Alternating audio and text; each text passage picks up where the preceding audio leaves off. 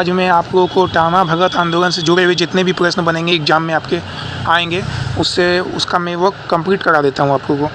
तो ये ध्यान से देखिएगा, टोटल क्वेश्चन इन्हीं से आपके पूछे जाएंगे एग्जाम में। तो चलिए स्टार्ट करते हैं आज का क्वेश्चन। आज का पहला प्रश्न है आपका, टाना भगत आंदोलन की शुरुआत किसके द्वारा की गई थी? टाना भगत आंदोलन की शुरुआत किसके द्वारा की गई थी? जतरा भगत के द्वारा की गई थी। ऑप्शन नंबर सी इसका आंसर हो जाएगा, जतरा भगत। क्वेश्चन नंबर 2 क्या है, टाना भगत आंदोलन की शुरुआत कब की गई थी? तो क्या हो जाएगा? ऑप्शन नंबर ए इसका आंसर हो जाएगा, 21 अप्रैल 1914 को। 21 अप्रैल 1914 को टाना भगत आंदोलन की शुरुआत की गई थी। 3 नंबर प्रश्न है, टाना भगत आंदोलन की शुरुआत किस क्षेत्र में हुई थी? किस क्षेत्र में हुई थी बताइए, आपको कमेंट कीजिए। टाना भगत आंदोलन की शुरुआत किस क्षेत्र में हुई थी? देखता हूँ किसको किसको पता है, किसका कैसा तैयारी है, कमेंट कीजिएगा ज़रूर। तो टाना भगत आंदोलन की शुरुआत की गई थी गुमला में। गुमला, टाना भगत आंदोलन की शुरुआत गुमला में की गई थी। और किसने की थी बताया था आपको? जतरा भगत ने की थी। जतरा भगत ने किया था। तो चलिए चलते हैं अब अगले प्रश्न पे। 4 नंबर प्रश्न पे क्या है? 4 नंबर प्रश्न,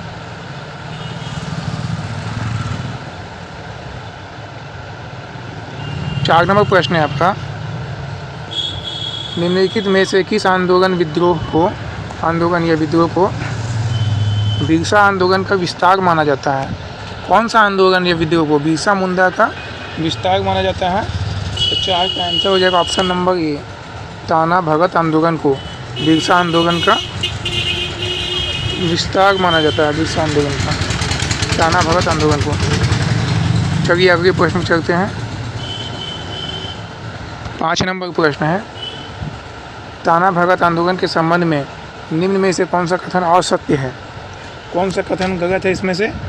बताइएगा कौन सा कथन गलत है इसमें से। तो इसका आंसर हो जाएगा 5 का आंसर देखिए क्या हो जाएगा। पहला नंबर क्या है, इस आंदोलन को बिरसा आंदोलन का विस्तार माना जाता है। ये तो सही है, बिरसा मुंडा का तो विस्तार माना जाता है इस आंदोलन को, ये सही है। पूछा क्या है इसमें से गलत कौन सा है? असत्य। यह एक प्रकार का संस्कृतिकरण आंदोलन था, ये भी सही है। इस आंदोलन में एकेश्वरवाद को अपने मांस मदिरा के त्याग, आदिवासी नृत्यों पर रोक तथा झूम खेती की वापसी पर विशेष बल दिया गया था, ये भी सही है। चौथा नंबर ऑप्शन क्या है देखिए, चौथा नंबर ऑप्शन है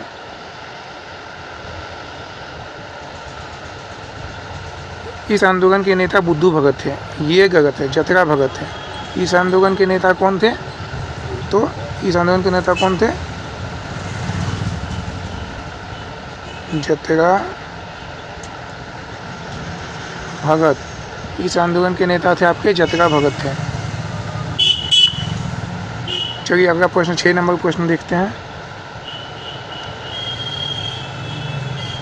6 नंबर प्रश्न है आपका, टाना भगत आंदोलन का प्रमुख उद्देश्य क्या था?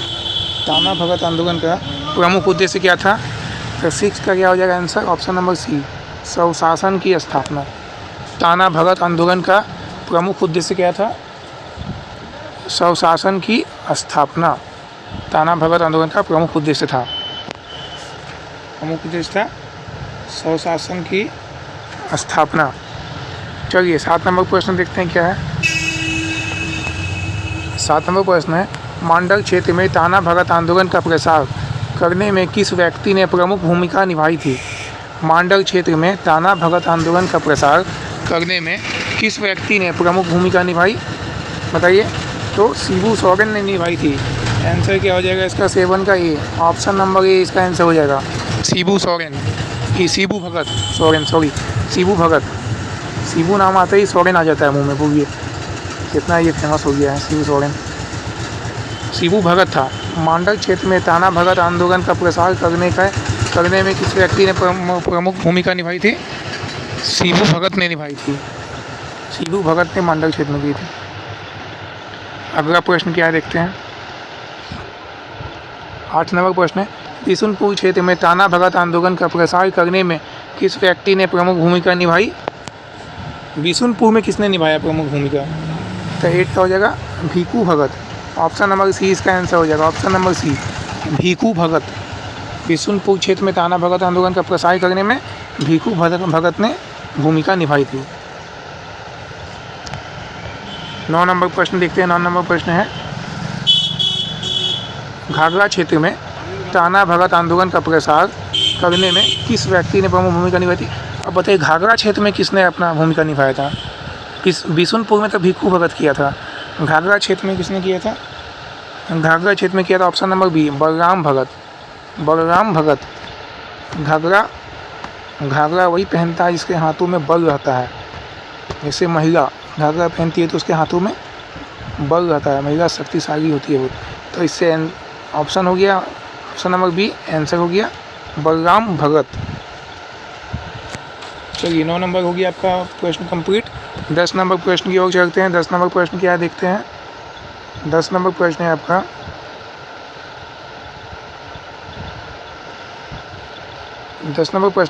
सीसई क्षेत्र में ताना भगत आंदोलन का प्रसार करने में किस व्यक्ति ने प्रमुख भूमिका निभाई थी?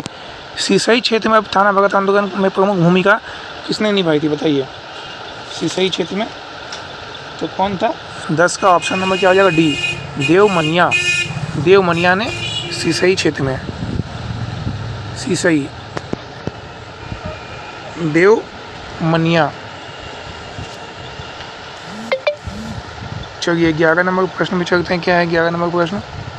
ताना भगत आंदोलन को प्रारंभ में इनमें से किस नाम से जाना जाता था? किस नाम से जाना जाता था ताना भगत आंदोलन को? तो कुरुख। ऑप्शन नंबर ए इसका आंसर हो जाएगा, कुरुख धर्म आंदोलन। कुरुख धर्म आंदोलन के नाम से जाना जाता था। क्वेश्चन नंबर 12 पे चलते हैं। क्या है क्वेश्चन नंबर 12 है आपका, ताना भगत आंदोलन प्रारंभ करने के बाद जतरा भगत को किस वर्ष गिरफ्तार कर लिया गया था? जतरा भगत को किस वर्ष गिरफ्तार कर लिया था क्या बताइए? कमेंट कीजिए। 12 का क्या हो जाएगा आंसर? ऑप्शन नंबर सी हो जाएगा 1916 में। जतरा भगत को कब किया गया था गिरफ्तार? जतरा भगत कौन थे? ताना भगत आंदोलन के आंदोलनकारी थे वही जतरे भगत। 1916 में इन्हें गिरफ्तार कर लिया गया था। चलिए 13 नंबर प्रश्न करते हैं। 13 नंबर प्रश्न है, जतरा भगत को 1916 में गिरफ्तार करने के बाद कितने समय की सज़ा दी गई? जतरा भगत को 1916 में गिरफ्तार करने के बाद कितने समय की सज़ा दी गई थी बताइए? कितने समय की? तो क्या हो जाएगा इसका आंसर? ऑप्शन नंबर बी 1 वर्ष की। ऑप्शन नंबर बी 1 वर्ष की सज़ा दी गई थी 16 में। 16 में गिरफ्तार किया गया, 17 तक वो रहा, फिर वो 18 में निकल गए थे जेल से। 14 नंबर प्रश्न है आपका, जतरा भगत की मृत्यु किस कारण से हुई थी? जतरा भगत की मृत्यु किस कारण से हुई थी? तो ऑप्शन नंबर सी इसका आंसर हो जाएगा, ऑप्शन नंबर सी जेल की प्रताड़ना से। उसे जो 1 साल जो जेल में रखा गया उसे बहुत ज़्यादा पीटा गया, जिसके कारण उसे जेल की प्रताड़ना सहनी पड़ी, जिसके कारण उसे उसकी मौत हो गई जेल की प्रताड़ना के कारण। ऑप्शन नंबर सी इसका आंसर हो जाएगा। क्वेश्चन नंबर 15 पे चलते हैं। प्रश्न 15 क्या है? ताना भगत आंदोलन का विभाजन क्यों हुआ? ताना भगत जो आंदोलन था उसका विभाजन क्यों किया गया? 15 का क्या हो जाएगा? ऑप्शन नंबर बी मांस खाने की स्वीकृति के कारण। मांस खाने की स्वीकृति के कारण ताना भगत आंदोलन का विभाजन किया गया। जो मांस खाएगा वो अलग रहो, जो नहीं खाएगा इधर आओ, तो उसको इसलिए विभाजन किया गया मांस खाने के चलते। 15 का क्या हो जाएगा? 15 का ऑप्शन नंबर 20 का आंसर हो जाएगा। चलिए 16 नंबर प्रश्न करते हैं। 16 नंबर प्रश्न क्या है? ताना भगत को इनमें से किसने मांस खाने की स्वीकृति प्रदान की थी? ताना भगतों को इनमें से किसने मांस खाने की स्वीकृति प्रदान की? कौन बोला था कि ताना भगत भक्तों को मांस खा लो, मांस खा सकते हो? 16 का क्या हो जाएगा? 16 का ऑप्शन नंबर 20 का आंसर हो जाएगा शिबू भगत।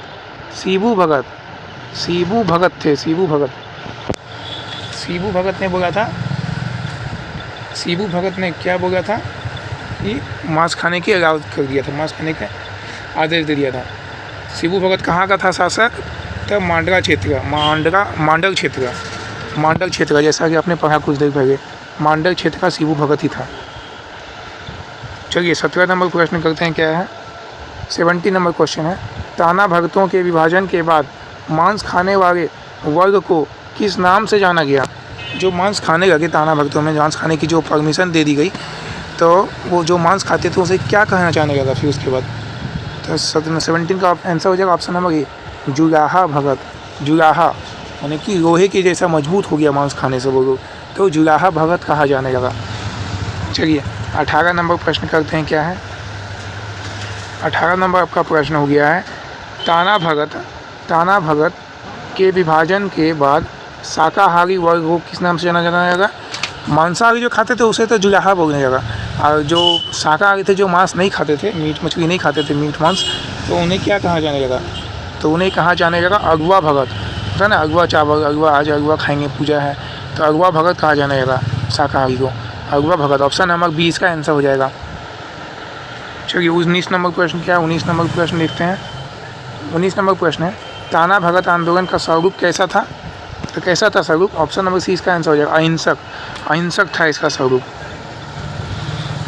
20 नंबर प्रश्न क्या है, इनमें से किस क्षेत्र में ताना भगत आंदोलन का प्रभाव था?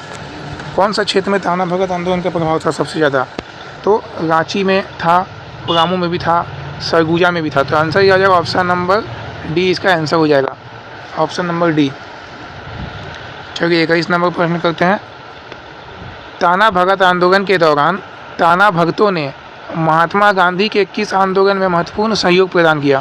ताना भगत आंदोलन के दौरान ताना भगतों ने महात्मा गांधी के किस आंदोलन में महत्वपूर्ण सहयोग प्रदान किया था? तो कौन सा आंदोलन चल रहा था? 1920 के टाइम चल रहा था वो आंदोलन, बताइए कौन सा टाइम था? 21 का क्या हो जाएगा? ऑप्शन नंबर डी हो जाएगा, ऑप्शन नंबर डी। 21 का ऑप्शन नंबर डी आंसर हो जाएगा, ए और बी दोनों। असहयोग आंदोलन जो 1920 को चलाया गया, और एक सविनय अवज्ञा आंदोलन, ये दोनों में सहयोग किया गया ताना भक्तों द्वारा महात्मा गांधी को। 22 नंबर प्रश्न करते हैं, क्या है 22 नंबर प्रश्न है, निम्न में से किसके नेतृत्व में ताना भगतों ने सविनय अवज्ञा आंदोलन में भाग लिया था? किसके नेतृत्व में, कौन सहयोग कर रहा था ताना भक्तों का और सविनय अवज्ञा आंदोलन में भाग लेने के लिए? तो 22 का क्या हो जाएगा? ऑप्शन नंबर सी, सिद्धू भगत। सिद्धू भगत ने साथ दिया था, सिद्धू भगत ने साथ दिया था, सिद्धू भगत। ऑप्शन नंबर सी इसका आंसर हो जाएगा। चलिए 23 नंबर प्रश्न करते हैं। 23 नंबर प्रश्न है, निम्न में से कौन सा आंदोलन विशुद्ध रूप से गांधीवादी तरीके से लड़ा गया पहला आदिवासी अहिंसक आंदोलन था? कौन सा आंदोलन था ऐसा जो विशुद्ध रूप से, शुद्ध नहीं था वो पूरा, विशुद्ध रूप से गांधीवादी तरीके से लड़ा गया पहला आदिवासी अहिंसक आंदोलन था? तो 23 का आंसर क्या आ जाएगा? ऑप्शन नंबर ए, ताना भगत आंदोलन।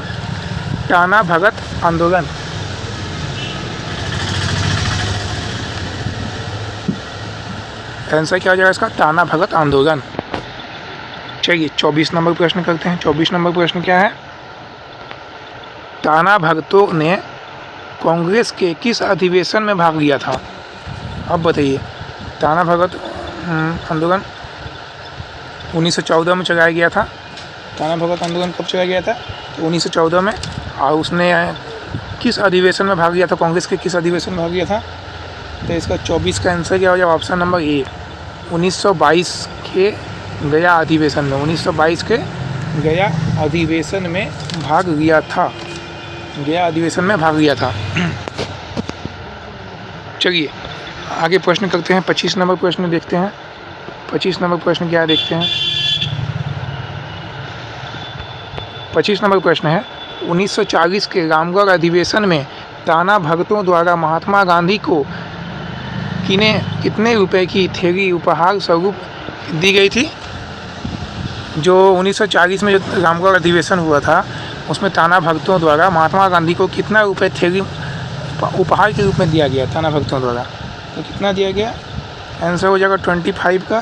25 का ऑप्शन नंबर डी इसका आंसर हो जाएगा, 400 रुपये। 400 रुपये दिया गया उपहार स्वरूप महात्मा गांधी जी को। चलिए 26 का करते हैं उत्तर। 26 का क्या होगा? झारखंड का एकमात्र जनजाति आंदोलन कौन सा था जिसका स्वरूप राष्ट्रीय था? कौन सा था? आपने अभी जस्ट पढ़ा है, राष्ट्रीय था। जहाँ गांधी जी आ जाते हैं वहाँ तो राष्ट्रीय हो जाता है, आपको पता ही है। गांधी जी की हिंसा के खिलाफ थे, अहिंसावादी थे। तो गांधी जी किस में आ गए थे? ताना भगत आंदोलन में आ गए थे आपके। तो क्या हो जाएगा इसका आंसर? ऑप्शन नंबर सी, ताना भगत आंदोलन। ताना भगत आंदोलन कैसा था? एकमात्र जनजाति विद्रोह था जो कि राष्ट्रीय था, राष्ट्रीय था इसका स्वरूप। 27 नंबर प्रश्न कर लेते हैं। निम्न में से कौन सा आंदोलन धार्मिक से राजनीतिक आंदोलन में परिवर्तित हो गया? 27 का क्या हो जाएगा? ऑप्शन नंबर डी, ताना भगत आंदोलन। ताना भगत आंदोलन हो जाएगा इसका आंसर। ताना भगत आंदोलन इसका आंसर हो जाएगा। इसका उत्तर क्या हो जाएगा? ताना भगत आंदोलन हो जाएगा। चलिए 28 नंबर प्रश्न करते हैं। 28 नंबर प्रश्न क्या है? निम्न में से किस राष्ट्रीय नेता का ताना भगत आंदोलन पर सर्वाधिक प्रभाव था? कौन सा राष्ट्रीय नेता ऐसा था जिसका ताना भगत आंदोलन पर बहुत गहरा प्रभाव पड़ा? तो 28 का क्या आ जाएगा? Option number A, Mahatma Gandhi का।